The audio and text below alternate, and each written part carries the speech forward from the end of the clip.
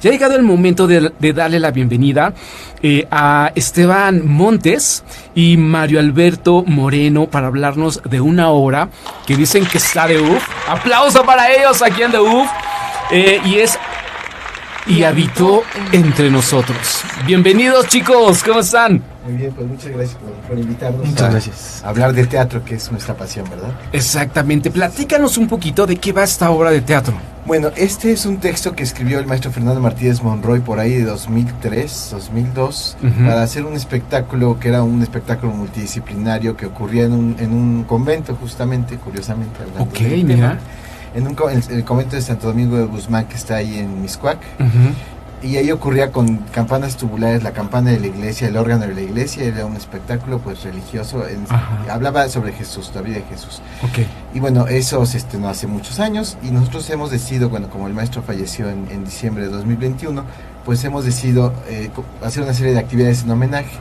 Y este es como el momento culminante de este homenaje, que es básicamente pues reestrenar un texto que él escribió. Entonces, este texto lo que plantea básicamente es una revisión acerca, bueno, está hablando en realidad del carácter humano y de una serie de cuestiones que tienen que ver pues con cosas comunes, que tienen que ver con, pues no sé, con el rencor, con la ambición, con la idea la idea inclusive de justicia en un momento determinado, que es una idea y se vuelve un imposible visto desde un punto de vista, digamos, ideal. Y está hablando sobre todo pues de esto, son una serie de personajes, una serie de monólogos de personajes que convivieron con Jesús. Y básicamente el planteamiento es lo que Jesús provoca en ellos, cómo haberlo conocido les cambió y les transformó la vida, algunos para muy bien y otros para padecerlo un poco, pero porque justamente les vino a cuestionar toda la idea que tenían del mundo. Entonces los personajes son Poncio Pilatos, José Arimatea, María Magdalena y Pedro ante Simón, y al final cierra con un pequeño monólogo de Jesús. ¿Son los personajes? Estos son los personajes que vamos a ver en esta puesta en escena. Exactamente. Ahora, el punto de vista que el maestro escoge no es un punto de vista religioso.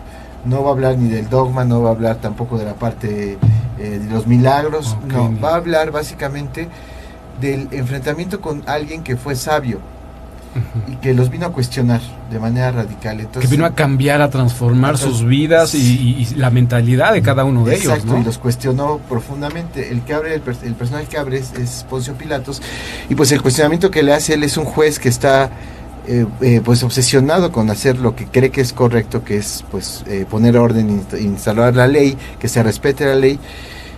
Y la situación es que se desespera horriblemente porque Jesús no se quiere defender. Y entonces eso lo pone en crisis completamente, porque más allá de la imagen que todos tenemos de que se lava las manos, el asunto no es que no se lavó las manos, sino que no pudo hacer nada. Y esa desesperación de no poder hacer nada, porque el otro no le deja hacer nada, es decir, no le da herramientas, lo cuestiona profundamente y le hace tambalear toda la idea que tenía de la justicia y de la ley. Lo dejó en un conflicto, por así decirlo. Completo, porque es como si nada de lo que hiciera funcionaba, ¿no? Nada de lo que él cree de la ley que se aplica y funciona, no funciona. En el siguiente caso es José Arimatea, que bueno, ahí el maestro está fusionando dos personajes. La Biblia está fusionando al joven rico, y a José Arimatea propiamente dicho. Los fusiona porque hay un hilo temático en ambos, que es el asunto de, por un lado, querer seguir a alguien, pero no aceptar el sacrificio que le está pidiendo, porque a José Arimatea en la Biblia está planteado como que fue un personaje que siguió a Jesús, pero en secreto, porque no quería que se enterara, y después se dedicó a promover su culto. Pero en el momento en que ocurre la cosa, pues tuvo miedo, y el joven rico pues le dice, déjalo todo y sígueme. Entonces fusiona a los dos para plantear ese conflicto, que es el asunto de, pues si quieres hablar un poco porque él hace ese personaje. Bueno, justamente los dos son ricos, y ahí Fernando encuentra algo muy interesante, porque José de Arimatea es quien le dio sepultura a Jesús, y entonces, como era un criminal supuestamente ante la ley y lo crucificaron, no podían tener sepultura, ¿no? Entonces los echaban a la fosa común. Y entonces José de Arimatea históricamente es el que le da esta sepultura que todos conocemos, ¿no? Por las películas. Pero entonces lo que hace Fernando es que junta a estos dos personajes, porque uno que estuvo en secreto después digamos que económicamente le paga, y eso resulta como muy sugerente, y por eso junta a los dos personajes, porque los dos, siendo ricos, hay algo que comparten. Y el joven rico, la cosa es que le dice a Jesús que lo deje todo y lo siga, y no es que sea una recomendación moral literal, ¿no? Sino no es que literalmente deje el dinero, sino que le está diciendo: tú, de alguna manera, en la reinterpretación de Fernando, tú que eres rico y que has aprendido de esta manera de tus padres, ven y sígueme para que aprendas y descubras quién eres tú, no lo que te han dicho tus padres. Y así, después de esto, tenemos a María Magdalena, por ejemplo, que es un personaje que es una prostituta anecdóticamente, pero vemos que justamente este personaje, Jesús le enseña que no es quien ella ha creído que ha sido, y que ella cree que por ser mujer tiene que ser humillada, escupida, golpeada. Y cuando él llega y la salva y le muestra a los demás su hipocresía con la frase que esté libre de pecado que arroje la primera piedra, ella se impacta y entonces comienza a cambiar su vida a partir de esto. Lo que es bonito y que esta obra tiene mucho del pensamiento de Fernando, que estaba en sus clases y que él descubrió desde que era muy niño, porque era una persona muy sabia y muy amorosa y muy luminosa, es que finalmente el camino de la responsabilidad hacia uno mismo, el descubrimiento hacia uno mismo y el amor nos conectan con la vida, y entonces uno, descubriéndose, puede vivir en el universo y ser parte de la tonalidad y de la música, ¿no? Es muy bonito. Entonces, digamos que habla de descubrirnos para saber cómo nos integramos en el mundo.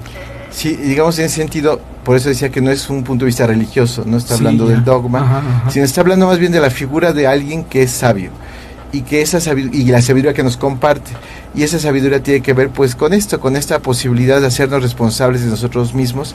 Y otro punto que es que la vida es pues es hermoso vivir la vida, claro, y que la vida puede ser placentera, y que la vida puede ser gozosa, y que uno, hay un momento que le dice Jesús justamente al personaje no se lo dice en el momento, sino aparece y le dice: pues finalmente el sufrimiento es una decisión, y uno puede decidir vivir la vida, una vida mejor, y esa vida que uno puede pues aprender, que hay que aprender a vivirla, por supuesto. Claro. Y con un lado positivo, ¿no? Que nos muestran de cada uno de los personajes. Exacto, que lo está planteando como en sus contradicciones, pero esas contradicciones se van resolviendo en tanto que el centro de esta cuestión implica esto que está diciendo Mario, que implica el asunto de conocerse a uno mismo.